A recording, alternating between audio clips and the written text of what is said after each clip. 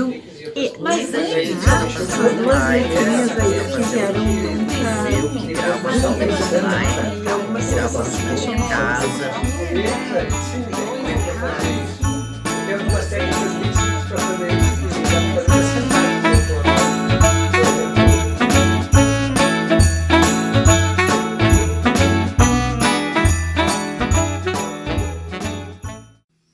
Olá, bem-vindos para mais uma semana, para mais uma aula online, aqui no nosso canal do Sind Bancários no YouTube, as nossas aulas online. Eu sou Adriane Azevedo e o meu assunto aqui é sempre sobre o teatro, a arte, as formas que nós podemos usar o teatro para melhorar o nosso cotidiano, melhorar as nossas reações, melhorar a nossa memória.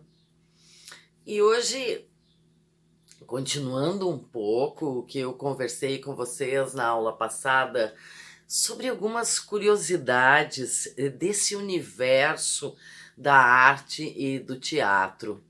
Curiosidades que a gente procura garimpar, curiosidades que a gente é obrigado a entender para quem faz um trabalho em teatro, para quem dirige, para quem atua, para quem roteiriza. A gente é sempre obrigado a pesquisar. A arte, ela não é só um talento natural, ela exige muita disciplina e muita pesquisa sobre qualquer coisa que a gente quiser discorrer, a gente precisa pesquisar muito. Então, hoje eu vou falar um pouco com vocês algumas curiosidades que existiam lá na tragédia, lá no teatro grego, e o porquê. Por que o teatro foi evoluindo dessa forma? Falei para vocês no palco italiano na última aula, então um palco que permite com que o teatro tenha truques, iluminação, então ele possa passar para uma outra fase. Mas primeiro, então, nós vamos falar desse início, desse teatro grego, algumas curiosidades que, além das que eu contei para vocês, do festival, dos tragediólogos, e vou lembrar um pouquinho, então, para essas curiosidades daquela peça que eu contei para vocês, chamada As Bacantes. Eu vou iniciar dizendo para vocês que existe um livro chamado Poética, do Aristóteles, conhecido Aristóteles, lá, o grego, professor, filósofo. Pois esse livro, a Poética, ele foi escrito 300 e pouco antes de Cristo, na Grécia. E como Aristóteles era um professor, ele dava aulas, ele compilou nesse livro uma série de assuntos sobre a arte, sobre a poesia, que ele achava pertinente, até algumas regras que ele achava pertinente. E então, nesse livro, a partir desse livro, não só ele escrevia, eram artigos de alunos dele, eram textos variados que eram utilizados nas aulas e que depois também foram servindo para essas pesquisas, para quem queria saber e entender melhor. E uma das coisas que me chama bastante atenção na Poética é que ele fala muito sobre a arte, sobre o que a arte deve ser, como deve ser a arte, como deve... o que a arte existe no sentido da imitação, no sentido da discussão. E no final ele fala sobre a tragédia grega, que eu contei para vocês, lembram? As Bacantes, que eu falei para vocês que tem 3 tragediólogos mais conhecidos, Sófocles, Eurípides e Ésquilo. E então ele, no final, ele diz que a tragédia, para ele, é a forma mais especializada, mais perfeita de texto. E ele diz algumas coisas que a tragédia tem que ter. Por exemplo, ele diz que a tragédia tem que falar sobre pessoas elevadas, de alto nível, tipo um herói, tipo um deus, um semideus, como assim estivesse dizendo, não vai tratar na tragédia de pessoas normais, comuns. Mas ele diz isso, tem que ser pessoas elevadas. A linguagem também tem que ser assim, uma linguagem bonita, poética, e o final tem que ser triste. Buenas, isso aí a gente já sabe. Então, nas Bacantes, a tragédia que eu contei é assim. A história é sobre o deus Dionísio numa rixa com Penteu, que é o rei de Tebas, não é? E vocês podem ver que os personagens também são poucos. Quais são os outros personagens? É Cadmo, que é o pai de Penteu, e Ágave, que é a filha de Cadmo, e que também é uma pessoa ali da casta dos dirigentes de Tebas. São esses os personagens, então são elevados. A linguagem, eu li um pouquinho para vocês viram, é totalmente rebuscada, uma linguagem poética. E o final, é claro, é triste, porque Ágave, que é mãe de Penteu, não é? Então, Cadmo é pai de Ágave, que é mãe de Penteu. Então, os três são da mesma família. E ela mata o filho, por isso o final triste. Então, aí vocês já podem ver que estão as três primeiras condições que Aristóteles coloca para a tragédia. Além disso, ele coloca a condição da unidade. Unidade de ação, unidade de tempo e unidade de espaço. Ele diz que a tragédia tem que ter isso. Então vamos examinar a unidade de ação nas Bacantes. O que ele quer dizer com isso? Quer dizer com isso que a ação deve se fixar, ter um foco, não ficar desviando. É um único assunto que trata aquela tragédia. E a gente pode ver que nas Bacantes é bem assim. É um único assunto.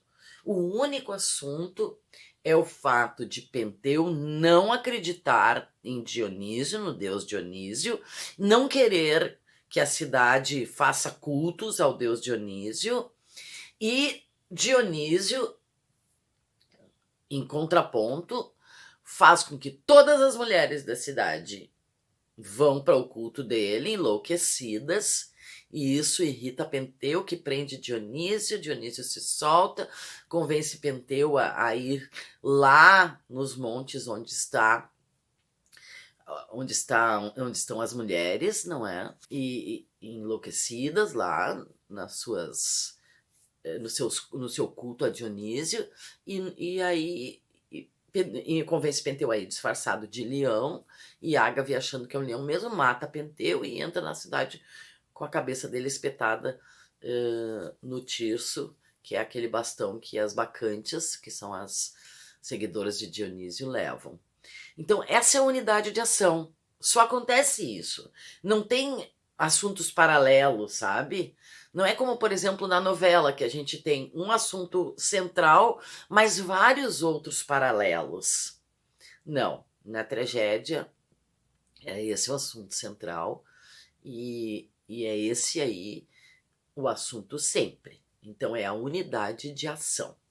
A unidade de tempo. A tragédia se passa, as Bacantes, durante um dia. É 24 horas. De manhã o Dionísio chega na cidade, de manhã o Penteu, no final da manhã o Penteu já prende ele, logo no início da tarde ele o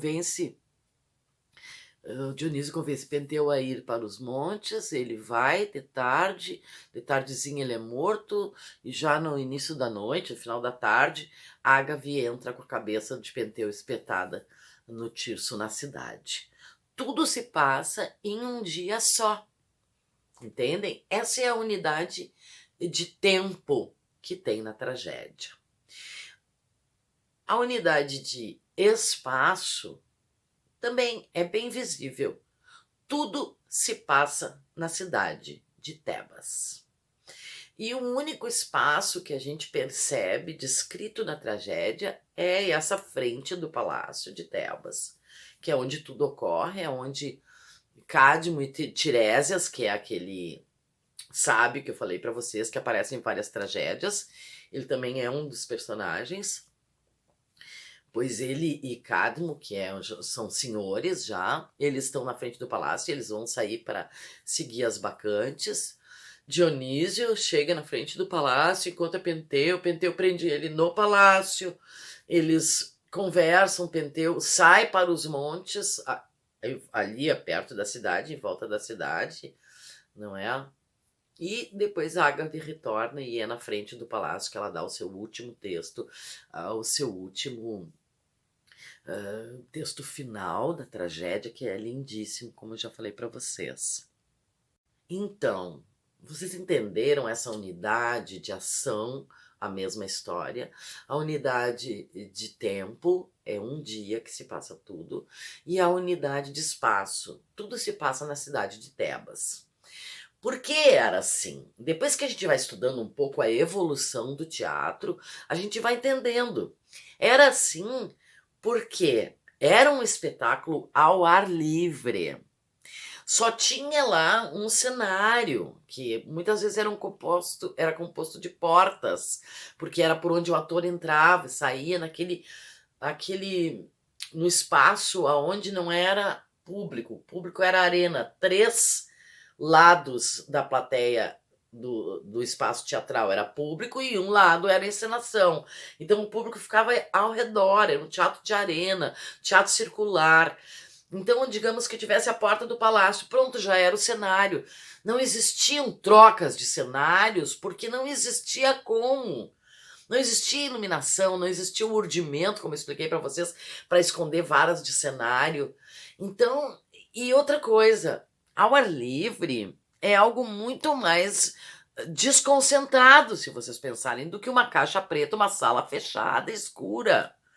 Então, essa ação, ela tinha que ter um foco, ela tinha que ser única. As pessoas tinham que se interessar, não podia ficar saindo daqui, dali, do roteiro, não é? Porque a pessoa não podia se desinteressar, tinha que ter aquele foco. E tudo tinha que acontecer naquele espaço, porque não tinha como outros espaços acontecerem mesmo. E tudo tinha que acontecer num tempo único, porque não existia também como mostrar outros tempos. Como hoje no teatro, no palco italiano, se a gente quiser mostrar o passado, a gente pode mudar de iluminação, não é? A gente pode fazer um cenário no fundo do palco só para o passado.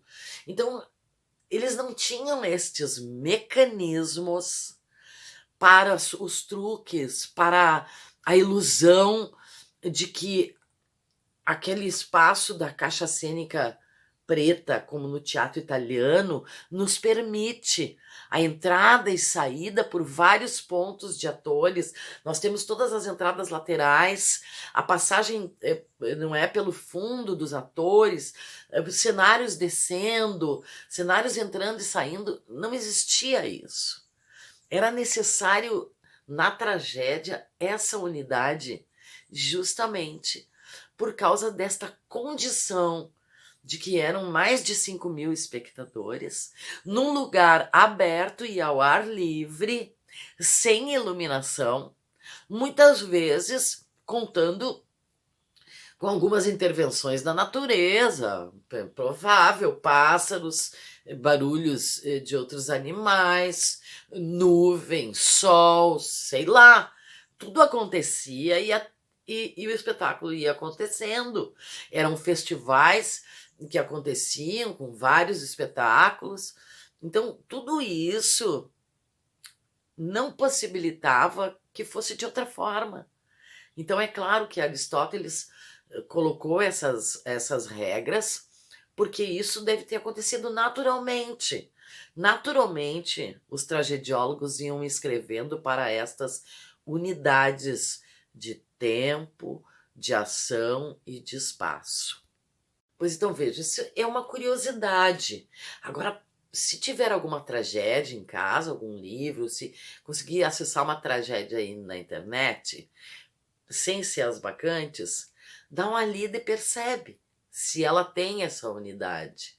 Unidade de ação, a mesmo assunto do início ao fim, unidade de tempo, se passa tudo em um dia, unidade de espaço, se passa tudo num só local.